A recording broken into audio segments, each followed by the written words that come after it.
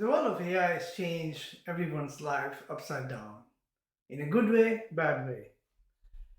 This is a new series that's designed for mission driven organizations who have been experimenting with Gen AI tools but still struggling to figure out how to effectively lead their AI strategy into their workflow.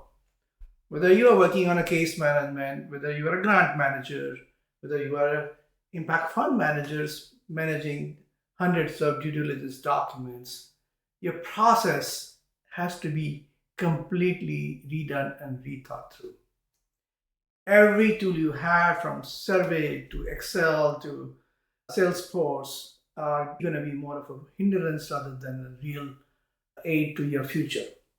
So this is a new series, brand new series that's designed primarily to rethink how you should think about data, how you should think about your workflow, how you should think about your data dictionary, and how do you get the best results to leverage data collection as well as the analysis. This series will go through many practical use cases and examples that is very important in rethinking your workflow. We will be talking about a whole host of topics from case management and how do you make them case intelligence based approach, which is as the document or case notes arrive, how do I make better decisions about the learner or the youth programs or any other assistant program where you can learn so much and improve life throughout the life cycle, as opposed to the older approach, which was quite clunky, very time consuming, and focusing mostly on logging and tracking the case of the person and not the outcome of the individual. Same thing goes in the portfolio or grant management. Whether it's a foundation, whether it's impact fund, you are inundated with a whole host of data and files and documents from all sorts of sources, and most of them they're sitting in some kind of drive or Excel spreadsheets, and they don't talk to each other. Well, not anymore.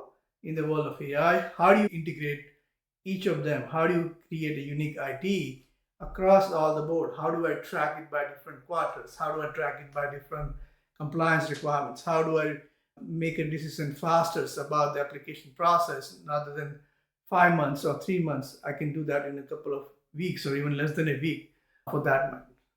All those things requires that you understand the 5 elements effectively. Number one is thinking data. Your definition of data has to change. It's not just simply survey anymore or Excel data. It is, in fact, that is only 5% of what actually collect. Real data actually goes beyond that into the lot of context you gather from reports or financial documents, social audit documents, and so on, or interview. So listening to these different stakeholders has now become tremendously easier than ever before. With that, we'll also talk about next is to how to think about your workflow. Workflow is basically this series of steps you could be having. For example, if you are start working in accelerators, application could be the first step, then orientation, then pre-survey, mid-survey, post-survey, and exit survey. And from grant manager has a similar workflow. So we'll go through series of identification of workflow, because workflow is the foundation of how you think about data, and everything revolves around that one. Then context is where everything resides. Your framework, theory change, logic model, or iris plus data dictionaries, or 5 dimensions of impact, or even your proprietary data dictionaries. Maybe you're working on a disability employment, then you have a data dictionary there. If you're working on a fund, you have a multidisciplinary the ontology, maybe from iris plus. All those things can be now in a very easy thing. It's basically you create a data dictionary and normalize across all your data collection and reporting process.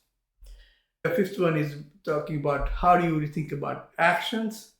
What do you do once the data comes in? And if I want to get these results done in real time or in a specific sequences, And finally, how do you get outcome ready reporting that can raise funding for your organizations.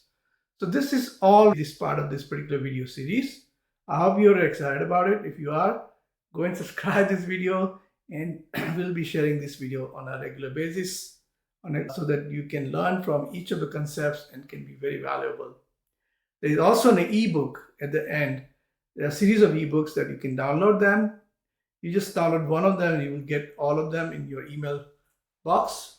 And those are the foundation elements of many of the videos that is coming on your way. So hope to see you in the next video.